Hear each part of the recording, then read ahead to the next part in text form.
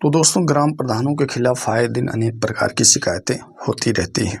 कभी नाली को लेकर, कभी खड़ंजा को लेकर, कभी इंटरलॉकिंग को लेकर, कभी कार्य योजना को लेकर। इस तरह से लोग अनेक प्रकार की शिकायतें आए दिन करते रहते हैं। थोड़ी थोड़ी सी बातों में लोग शिकायत कर देते हैं। तो दोस्तों, अब ये शिकायत करना थोड़ा सा मुश्किल कार्य हो गया है। पहले क्या था, लोग थोड़ी सी बातों में, कहीं भी कोई कार्य चल रहा हो, वहाँ पर कोई थोड़ी सी कमी पाई गई और तुरंत मोबाइल उठाए और मोबाइल से ऑनलाइन शिकायत कर दिए। तो दोस्तों ठीक है, आपको शिकायत करने का अधिकार है, आप शिकायत कर सकते हैं, आपको कोई नहीं रोक पाएगा। लेकिन शिकायत करने का जो तरीका है वो भी आप लोगों को जानना बहुत ज़रूरी है। तो इसमें जो बदलाव किए गए हैं उसके बारे में मैं आप लोगों को कुछ जानकारी देने वाला हूँ। कहीं ऐसा ना हो कि आप पहले की तरह शिकायत कर दें और आप उल्टे ही फंस जाएं। तो इसलिए ये वीडियो मुझे बनानी पड़ रही है। आप लोग ये लेटर पैड भी देख लीजिए, सरकार के द्वारा जो शासनादेश जारी किया गया है, आप लोग इसको अच्छी तरह से पढ़ लीजिएगा। आपकी समझ में खुद आ जाएगा कि अगर अब हमें शिकायत करनी है तो हमें कैसे करनी है, किन किन चीज़ों का ध्यान रखना है। अगर आप सावधानी पूर्वक पूरी जानकारी लेकर शिकायत नहीं करेंगे तो उल्टा आप ही फंस जाएंगे, आपको जेल भी जाना पड़ सकता है। तो इसलिए आप लोग पूरी जानकारी लेकर और सबूत के साथ शिकायत करिए। ये नहीं है कि कहीं इंटरलॉकिंग का कार्य चल रहा है, वहाँ आपसे और प्रधान में कोई तकझक हो गई, आपने तुरंत जो मोबाइल उठाया और शिकायत कर दिए। तो अब इस तरह की जो शिकायत है वो मान्य नहीं होगी। आप पहले वहाँ का जो सबूत इकट्ठा करिए, ठीक है। वहाँ जो इंटरलॉकिंग का कार्य चल रहा है उसका प्रतिदिन फ़ोटो लेते रहिए, वीडियो बनाते रहिए, किसी भी तरह छुप कर। तो इस तरह से आपके पास सबूत भी इकट्ठा हो जाएंगे। और जब उसका पेमेंट हो तो पेमेंट आप भी चेक करिए कि कैसे कैसे पेमेंट किया गया है, कितना किया गया है, उसकी पूरी जानकारी लेकर उसके बाद ही आप प्रधान के खिलाफ शिकायत करें। अगर इस तरह से आप नहीं करेंगे तो आपको निश्चित ही फंसना होगा। तो दोस्तों, अब तक क्या होता था कि लोग जो शिकायत करते थे, कभी कभी क्या होता है कि जिस कार्य को अच्छी तरह से प्रधान के द्वारा कराया गया उसमें कोई फर्जी पेमेंट भी नहीं लगा, उस पर भी लोग शिकायत कर देते थे, और ये सत्य है। तो अधिकतर जो है ना जानकारी में लोग जो है इस तरह की शिकायतें कर देते थे। लेकिन अगर अब इस तरह से आप शिकायत करेंगे तो आप निश्चित ही फंस जाएंगे। तो इसलिए इस लेटर पैड को आप लोग देख लीजिए।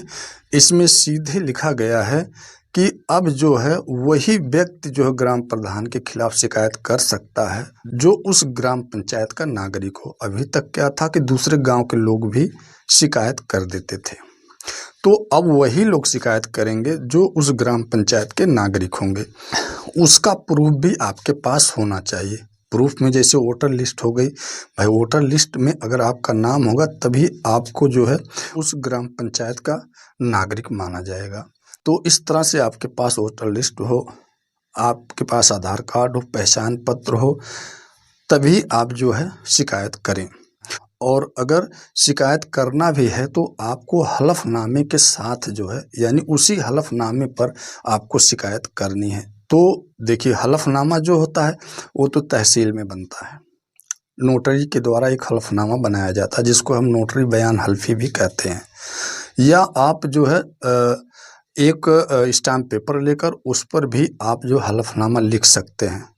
उस पर आप लोग उस कार्य के बारे में लिखेंगे कि मैं जो शिकायत कर रहा हूं वो पूरी तरह से सत्य है, अगर इसमें कोई भी गलत चीज़ पाई जाती है तो मेरे ऊपर जो है विधिक कार्यवाही की जाए। तो इस तरह से आपको जो है हलफनामा बनवाना होगा। वैसे अगर आप लोगों को शिकायत करनी है तो आप लोग तहसील पर जाकर नोटरी पब्लिक के द्वारा जो है प्रमाणित हलफनामा बनवा लीजिए। इसके बाद आप लोग उसी पर जो है शिकायत करिए। और आप एक सादे पन्ने पर भी उस कार्य के बारे में जो भी शिकायत करनी है लिख सकते हैं, लेकिन उसके साथ वो हलफनामा जो है उसमें संलग्न करना आवश्यक है। तो जब भी आप चाहे ऑफलाइन हो चाहे ऑनलाइन हो, ऑफलाइन होगा तो उसके साथ आप जो है हलफनामा नत्थी कर दीजिए, और ऑनलाइन कर रहे हैं तो उसको भी आप लोगों को अपलोड करना होगा जब आप शिकायत कर रहे हो। तो इस तरह से आप लोग शिकायत करिए। तो दोस्तों, एक चीज़ आप लोग जान लीजिए, शिकायत तभी करिए जब आपके पास पूरी तरह से उसका सबूत हो। बगैर सबूत के आप लोग शिकायत मत करिए, नहीं तो आप लोग फंस सकते हैं। देखिए, हमने अभी बताया कि जैसे कोई कार्य हो रहा है तो आप जब वो कार्य हो रहा तो उस समय का आप लोग जो है फोटो या वीडियो बनाते रहिए और उसको रखिए कि कितने दिन तक कार्य चला और कितने उस पर मजदूर लगे हैं, कौन कौन कार्य कर रहा है, और उसमें और भी जो भी सामग्री जैसे बालू हुआ, बालू कौन सा लग रहा है, सफ़ेद या लाल बालू, ईंट कैसी लग रही है, सबका डिटेल आप लोग रख लीजिए वीडियो के माध्यम से या फोटो के माध्यम से, ताकि जांच के समय आप लोग उसको प्रस्तुत कर सकें, आप साबित कर सकें कि हाँ हमने जो शिकायत की है वो सही है। और सही शिकायत पाई जाती है तो ये कन्फर्म है कि ग्राम प्रधान के खिलाफ जो है उचित कार्यवाही की जाएगी। और अगर आपके पास सबूत नहीं होगा, आप बिना हलफनामे के वो जो है शिकायत कर रहे हैं, तो आपके ऊपर भी कार्यवाही हो सकती है, आपको भी जेल जाना पड़ सकता है।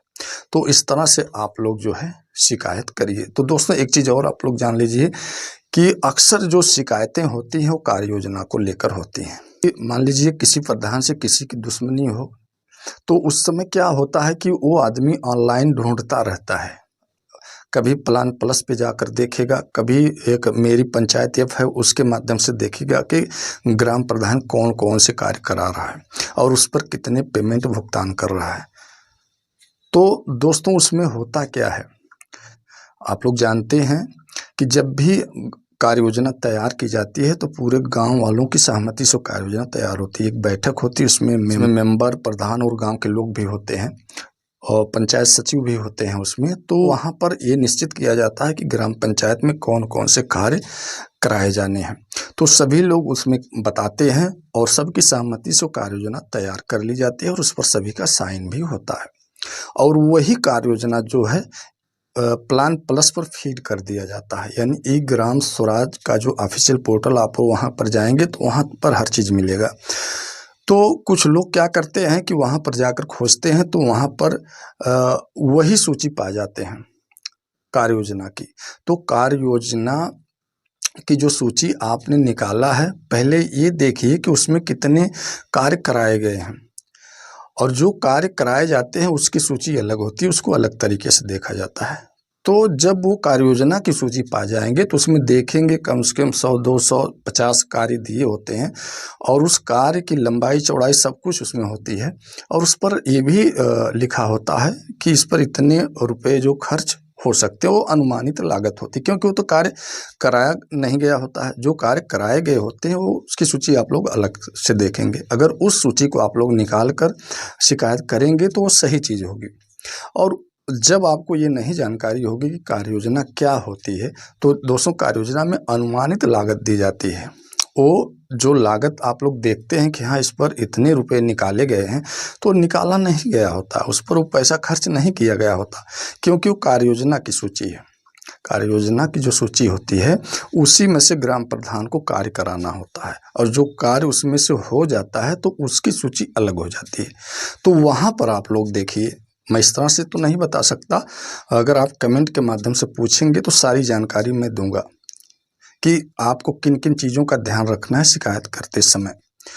तो ग्राम प्रधान से संबंधित कोई भी जानकारी आप लोगों को अगर मुझसे लेना है तो आप लोग कमेंट के माध्यम से पूछिए। अब मैं आप लोगों को अच्छी तरह से समझाऊंगा। कोई भी चीज़ हो, कोई भी जानकारी आप लोग लेना चाहते हैं कि ग्राम पंचायत में कितने कार्य हुए हैं, उस पर कितने पैसे पास किए गए हैं, तो हर चीज़ मैं आप लोगों को बताऊंगा। लेकिन आप लोग कमेंट करेंगे तो उस पर मैं वीडियो ज़रूर बनाऊंगा। तो दोस्तों आप लोग इन चीज़ों का ध्यान रखते हुए ग्राम प्रधान के खिलाफ शिकायत करें। तो शायद आप लोगों की समझ में आ गया होगा कि अब ग्राम प्रधान के खिलाफ शिकायत करना कितना मुश्किल कार्य हो गया है। पहले तो लोग जैसे तैसे शिकायत कर देते थे, लेकिन अब उस तरह से आप शिकायत करेंगे तो आपके ऊपर ज़रूर एक्शन लिया जाएगा। तो दोस्तों शायद आप लोगों की वीडियो ज़रूर अच्छी लगी होगी। अगर अच्छी लगी हो तो आप लोग एक लाइक ज़रूर कर दीजिएगा, और अगर अभी तक आप लोगों ने मेरे चैनल को सब्सक्राइब नहीं किया है तो सब्सक्राइब भी कर लीजिएगा। तो आज के लिए बस इतना ही। नमस्कार।